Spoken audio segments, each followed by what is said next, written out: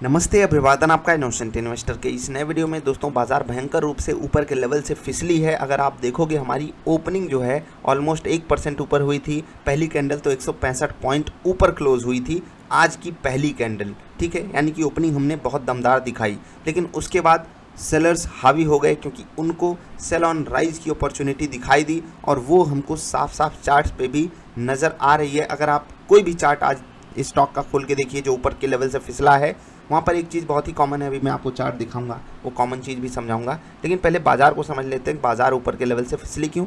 Cell on rise की रणनीति अपनाई गई ट्रेडर्स के द्वारा। क्यों हुआ ये आपको दिखाता हूँ। पहले डाउ जोन्स का फ्यूचर वाला चार्ट, ठीक है। ये डाउ जोन्स फ्यूचर का चार्ट है। ऊपर के लेवल से ये भी भयंकर तरीके से फिसला है। खासकर जो पिछली दो कैंडल्स बनी हैं 15-15 मिनट की, वो भयंकर रूप से इसको तोड़ करके रखी हैं। आप जाकर के डाउ फ्यूचर्स का चार्ट देखोगे, आपको लगभग ऐसी ही कहानी वहाँ पर नजर आएगी। मैंने डाउ फ्यूचर्स मिनी का चार्ट आपको दिखाया। तो अमेरिका से हम डायरेक्टली लिंक्ड है। मैंने कहा था कि अमेरिका थोड़ा सा गिरेगा, हम ज़्यादा गिर जाएंगे। वो हमको अगर हम पॉइंट के टर्म्स में देखें दोस्त, तो हम लगभग 150 पॉइंट ऊपर खुले, ठीक है, और अभी लगभग 200 पॉइंट नीचे ट्रेड कर रहे हैं। 2-3 साढ़े 300 पॉइंट तो ऐसे ही चला गया हमारा, ठीक है। डेली कैंडल पे आपको तकलीफ भी दिखाई दे रही होगी। ये आप जब आकर के देखोगे ना, ये वाली कैंडल, तो मतलब ये दिल तोड़ने वाली कैंडल है। ये दिल तोड़ने वाली कैंडल है। अभी क्लोजिंग बेसिस पे ये 250 पॉइंट नीचे है, लेकिन ऊपर के लेवल से अगर हम देखें, तो ये कैंडल 350 पॉइंट नीचे है। वापस 3 मिनट की कैंडल पे चलेंगे क्योंकि तकलीफ़ है और उस तकलीफ़ को हमें समझना ज़रूरी है। सवाल भी आए हैं, मैं उनका भी जवाब दे रहा हूँ। ट्रेडर्स को तो सेल साइड का ट्रेड मिला है, उन्हें कोई तकलीफ़ नहीं हुई होगी, लेकिन यहाँ पर तकलीफ़ जो बड़ी है वो है स्विंग ट्रेडर्स के लिए, इन्वेस्टर्स के लिए, शॉर्ट टर्म इन्वेस्टर्स के लिए या फिर शॉर्ट टर्म ट्रेडर्स के लिए। उनको क्या करना चाहिए, क्या यहाँ पर रणनीति बनानी चाहिए? सबसे पहले बात इन्वेस्टर्स की करूँगा तो बार बार बोलता हूँ, आपका शेयर सस्ता हुआ है, आपका प्राइस फेवरेबल हुआ है, तो अगर एक्स्ट्रा पैसे हैं तो डालो। और अगर आपको ये फील आ रहा है कि आप गलत रेट पे स्टॉक को लेकर के फंस गए हैं, तो आपने जो एनालिसिस किया था उस वक्त स्टॉक खरीदने के लिए, उसको फिर से रीचेक कीजिए, रिविजिट कीजिए। क्या वहाँ पर आपने एनालिसिस गलत किया था, या आपने डेटा जो है उसको अलग तरीके से सेंस में ले लिया था, यानी कि किसी और एंगल से देख लिया था, नहीं समझ पाए। लेट से कि आपने किसी कंपनी का शेयर 1000 रुपये पे खरीदा, आपने ढेर सारे रेशियो चेक किए होंगे। अगर आप फंडामेंटल एनालिसिस करते हो, चार्ट पे देखते हो, तो चार्ट पे भी आपको कुछ अच्छी चीज़ें दिखाई दी होंगी। क्या वो चीज़ें अभी इंटैक्ट हैं? अगर हैं तो बने रहिए। जो लोग चार्ट पे शॉर्ट टर्म ट्रेडिंग वगैरह करते हैं, जो लोग इन्वेस्टिंग करते हैं, वो अपने कंपनी को फंडामेंटल्स को ज़रूर मतलब टटोलें जा करके, क्या वहाँ पर तकलीफ़ हुई है। और अगर हुई है तो मैं फिर से कह रहा हूँ, ये समय होता है सही स्टॉक्स में अपने पैसे को रखने का। मैं फिर से बता रहा हूँ, ए स्टॉक अगर आपके पास है, ठीक है, और आपको लगता है कि ये स्टॉक उतना अच्छा नहीं जितना बी है, तो गिरा तो बी भी होगा मेरे भाई, गिरा तो बी भी होगा। आपको एक समय दिखाई देगा कि आप यहाँ पर 1 लाख का लॉस बुक कर रहे हो। लेट से कि आपका पोर्टफोलियो 20 लाख का है या 25 लाख का है, आपको एक समय दिखाई देगा कि आप यहाँ पर 1 लाख का लॉस या 2 लाख का लॉस बुक कर रहे हो। लेकिन रियलिटी ये है कि आपको दूसरा स्टॉक उसी कैटेगरी का वो भी तो सस्ता मिल रहा है। तो आप यहाँ पर रीबैलेंसिंग के साथ साथ स्टॉक को भी चूज़ कीजिए जो आपको ज़्यादा अच्छे लग रहे हो अब करंट मार्केट कंडीशन में। ये मत करिएगा कि कोई स्टॉक ज़्यादा गिरा है तो मेरा स्टॉक कम गिरा है, मैं उसमें घुस जाऊंगा। ये नहीं करना है। फंडामेंटल एनालिसिस अपनी ज़रूर कीजिएगा, और उसके लिए कुछ बहुत ज़्यादा आपको सीखने की ज़रूरत नहीं। कुछ बेसिक चीज़ें होती हैं, उसके बारे में मैंने बात भी किया, क्योंकि सवाल बहुत ज़्यादा आ गए। सर बियर मार्केट की बात हो रही है, पिछली वीडियो में आपने भी बोला, तो भाई मैंने वहाँ पर बात बियर मार्केट की है, लेकिन वहाँ पर मैंने ये नहीं कहा कि इन्वेस्टर्स अपने शेयर्स बेच करके भाग गए। अगर आप इन्वेस्टर हो और शेयर बेच रहे हो, तो मुझे नहीं लगता कि आप इन्वेस्टर हो। इन्वेस्टर का मतलब ही होता है, इन्वेस्टर का मतलब क्या होता है कि आप पैसे लगाते हो, ठीक है, समझ गए? तो उस एंगल से सोचो। बाकी ट्रेडर्स के लिए मैं आपको समझाता हूँ। ये जो आपको कैंडल दिखाई दे रही है ना, ये हमारा 3 मिनट का स्टॉप लॉस खा करके गई है, ठीक है। जबकि पुट खरीदने की सलाह निफ्टी ट्रेडर सेटअप ने तुरंत दी थी। बाजार खुली और बोला गया कि पुट खरीद लो। इस लेवल को भी बाजार ने तोड़ दिया जो मैंने आपको बताया था। तो आज लेवल हमारा साथ नहीं दिया, कम से कम यहाँ पर नहीं दिया, तो यहाँ पर ट्रेड हमारा गलत चला गया। लेकिन 10 मिनट वाला ट्रेड काफ़ी कमाल का था और वहाँ पर हमको मिला है टारगेट। आज एक स्टॉप लॉस, एक टारगेट आया है। ओवरऑल दिन लेवल के हिसाब से एक जगह सही हुआ, जैसे यहाँ पर ये वाला ट्रेड सही हुआ, यहाँ पर लेवल ने हमको धोखा दे दिया, यहाँ पर लेवल ने हमको धोखा दे दिया, ठीक है। और यहाँ पर मेरी जल्दबाजी ही आप कह सकते हो जो मैंने ट्रेड एग्जीक्यूट किया था, क्योंकि लेवल टूटा। अगली कैंडल जो आपको यहाँ पर ग्रीन दिखाई दे रही है, वो आखिरी समय में ग्रीन बन गई आखिरी समय में मतलब वो शुरुआत में वो भी ऐसे कर रही थी कि मैं नीचे जाना चाहती हूँ, रेड कैंडल बन रही थी, शॉर्ट ट्रेड एग्जीक्यूट हुआ और उसके बाद मुझे यहाँ पर स्टॉप लॉस मिल गया। तो यहाँ पर स्टॉप लॉस बाजार हमको देना चाह रही थी तो स्टॉप लॉस दी। अब ये मेरी गलती है, क्या आप इससे कुछ सीख सकते हो? इसको नोट जरूर किया कीजिए, सर ने ये वाली गलती की थी, मुझे ये गलती नहीं दोहरानी। अगर मेरे साथ ऐसा होता है तो वहाँ पर अपनी कंडीशन को मैं कैसे हैंडल करूँगा, ठीक है? तो उसी हिसाब से आपको भी आगे बढ़ना है, क्योंकि अगर आप ये सोचोगे कि मैं लॉस लेकर के ही सीखूंगा, वो बिल्कुल अच्छी बात है। इसीलिए कहता हूँ शुरुआत कम पैसे से स्टार्ट करो और उसके बाद धीरे धीरे लॉसेस को कैसे हैंडल किया जाता है वो सीखो, क्योंकि लॉस तो आएगा, लॉस तो आएगा, लॉस तो आएगा भाई साहब। हज़ारों ट्रेड लेने के बाद ये हाल है कि यहाँ पर स्टॉप लॉसेस नहीं बचा पा रहा हूँ मैं। तो मार्केट अगर आपको स्टॉप लॉस देने पे आ गई तो आप नहीं बचा पाओगे। बस आपको अपनी स्ट्रैटेजी पे भरोसा होना चाहिए। जैसे कि हमको पता है कि 3 मिनट दिक्कत दे गया, चलो 10 मिनट का लेते हैं, 10 मिनट पे टारगेट मिल गया। कभी कभी क्वांटिटी का इशू होता है, वो अच्छी भी बात है, लेकिन जो कल मैंने आपसे एक सवाल डिस्कस किया था, क्वांटिटी में इतना बड़ा हेर फेर आप लोग करते हो, वो नहीं करना है, ठीक है?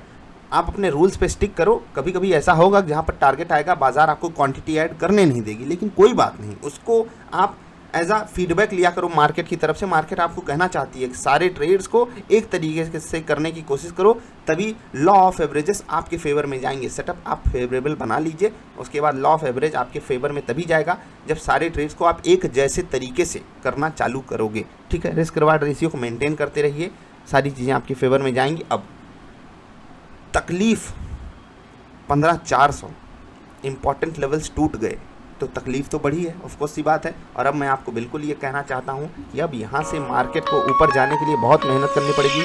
एक ट्रेडर को तो कोई तकलीफ नहीं हुई होगी आज के डेट में, क्योंकि उसको पूरा का पूरा ट्रेंड पकड़ने को मिला है। कई सारे लोगों ने बहुत बढ़िया प्रॉफिट भी बनाया होगा आज। क्या कहें यार, आज बनना चाहिए था, बड़ा प्रॉफिट मेरा भी बनना चाहिए था, लेकिन ठीक है, हम कॉस्ट पे एग्जिट किए हैं, थोड़ा सा लॉस में भी हो गया है ट्रेड। उसका भी कारण आपको बता देता हूँ। देखिए, लेवल्स जब लगातार परफॉर्म करते हैं ना तो उन पर भरोसा ऑटोमेटिकली बढ़ जाता है।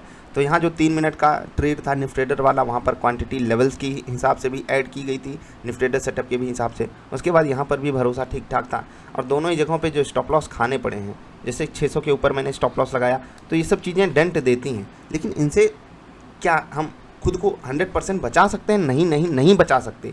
मैं इसीलिए कहता हूँ आप लेवल्स को देखिए 20-22 दिन, उसके बाद आप खुद अपनी समझ लगाइए क्या ये लेवल्स आपकी मदद कर सकते हैं। मेरी करते रहते हैं, भले ही आज बहुत अच्छा परफॉर्म हम ना कर पाए हों। और लालच इस बात की आ रही कि बाज़ार एक ट्रेंड में थी, ऐसी बाज़ार में तो परफॉर्मेंस आनी चाहिए थी। मतलब कोई इसमें संदेह ही नहीं है कि जो ट्रेंड का ट्रेडर है, जो ट्रेंड को फॉलो करता है, आज उसको लॉस हो जाए, ठीक है? कोई दिक्कत ही नहीं थी। लेकिन वही है कि स्टॉप लॉसेस स्मार्ट लगाने के बाद भी फंस गए, और जब फंसोगे, जब बाज़ार फंसाना चाहेगी तो फंसना ही पड़ेगा, कुछ कर भी नहीं सकते, ठीक है? भगवान है, भगवान जो करना चाहे करने दीजिए, ठीक है? कुछ बेहतर देने के लिए ऐसा कर रहे होंगे। अब जो मैं आपसे बात कर रहा था वो समझाता हूँ। स्टॉक देखिए, भारतीय एयरटेल है, 1 दिन 2 3 4 5 दिन ग्रीन कैंडल्स बनी हैं, ठीक है? बहुत ज़्यादा ऊपर नहीं गया स्टॉक, लेकिन फिर भी 660 से 690 को टच किया, ठीक? अब एक कैंडल बनी जो सारी ग्रीन कैंडल्स को खा गई, ठीक है? अभी लगभग 2 घंटे का ट्रेड बाकी है, 1:31 हो रहा है, ध्यान से सुनिएगा मेरी बात। और वॉल्यूम आप देखिए, 4 दिन के प्राइस को खा चुकी है मार्केट, स्टॉक, बहुत सारे स्टॉक्स में ये बात हो रही है। और प्राइस जो है वो 4 दिन के लोवेस्ट लेवल पे है, लेकिन जो वॉल्यूम है वो अभी भी पिछले दिन के बराबर भी नहीं हुआ है। बात समझ रहे हो कि यहाँ पर जो नंबर ऑफ ट्रांजेक्शन्स हैं वो कम हो रहे हैं, सिर्फ सेलिंग के ट्रांजेक्शन ज़्यादा हो रहे हैं, बायर्स आ ही नहीं रहे हैं, बायर्स के पास वो कॉन्फिडेंस ही नहीं आ पा रहा है कि वो स्टॉक्स आकर के खरीदें। और ये सिर्फ एयरटेल का चार्ट मैंने दिखाया था, ये मत सोचिएगा कि एयरटेल में कुछ खास है भाई, बहुत सारे स्टॉक्स में ये कहानी बन रही है।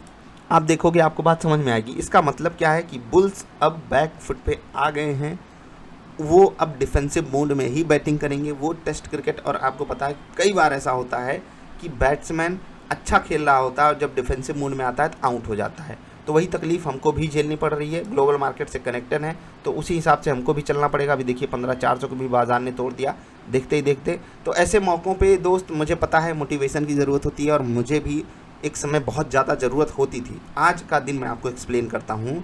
इन्वेस्टिंग में भयंकर तरीके से डेंट पड़ा, क्योंकि गैप अप होने के बाद ऐसी मतलब फीलिंग, जब आप जाकर के पोर्टफोलियो देखो, आप एक बार झटका सा लगता है, अरे बाप रे, ठीक है। ऊपर से स्विंग ट्रेड के 2 स्टॉप लॉसेस गए, ऊपर से इंट्राडे ट्रेड, ये one of the worst day है, जबकि बाजार ट्रेंडिंग है। इंट्राडे में भी प्रॉफिट नहीं बन पाया, कॉस्ट टू कॉस्ट थोड़ा सा लॉस, और ये लॉस इसलिए क्योंकि ब्रोकरेज वगैरह देनी होती है। ठीक है, मतलब आज मेरे लिए one of the worst day है। ना ट्रेडिंग में पैसा बना, ना स्विंग ट्रेड का पैसा बना, स्टॉप लॉस वहाँ पर भी गए, और इन्वेस्टिंग ऑफ कोर्स सी बात है, इन्वेस्टिंग में जो पैसे लगे हैं वो नीचे ही आए हैं क्योंकि मार्केट नीचे गिरी है। तो ऐसे भी दिन आते हैं।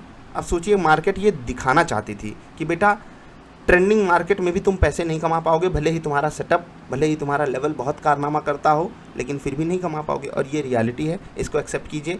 मेरे साथ साथ आप में से भी बहुत सारे लोगों को तकलीफ झेलनी पड़ी होगी, मुझे पता है। ठीक है, क्योंकि स्टॉप लॉसेस आते हैं निफ्टी ट्रेडर सेटअप पे, तो लोगों को स्टॉप लॉस खाने ही पड़े होंगे। 10 मिनट वाला ट्रेड भले ही कमाल का था, लेकिन जो लोग लेवल पे आगे ट्रेड लिए होंगे उनको तकलीफ मिली होगी। अब यहाँ पर हमारे लिए गुरु मंत्र क्या है, मार्केट का गुरु मंत्र क्या है? मार्केट कहती है कि मैं अगर आपसे 100 रुपये ले रही हूँ, मैं आपको 1000 देने के लिए तैयार खड़ी हूँ। भरोसा मत तोड़ना, मेरे से दुश्मनी मत कर लेना, और मेरे से अकड़ मत दिखाना। ठीक है, तो हम जो करते आए हैं वही करते रहेंगे। मैं जो आपको समझाता आया हूँ वही समझाता रहूँगा कि इन्वेस्टर हो तो स्टॉक मत बेचना, इन्वेस्टर हो स्टॉक मत बेचना, इन्वेस्टर हो स्टॉक मत बेचना। क्योंकि आप इन्वेस्टर अगर खुद को कह रहे हो तो उसके पीछे की लॉजिक आपको पता है, कई बार समझा भी चुका हूँ। ट्रेडर हो तो स्टॉप लॉस पे एग्जिट करना है। स्विंग ट्रेड का स्टॉप लॉस गया गया गया, एक समय तो 2 ट्रेड में प्रॉफिट था, उसके बाद कॉस्ट आया, कॉस्ट के बाद स्टॉप लॉस आया। ये दिन आज का था जहाँ पर हमको लगभग टारगेट 1 के पास का मौका मिला, वहाँ पर स्टॉक को देखने का। कॉस्ट आई, कॉस्ट के बाद स्टॉप लॉस आया। ठीक है, इंट्राडे ट्रेड, इन्वेस्टिंग हर जगह।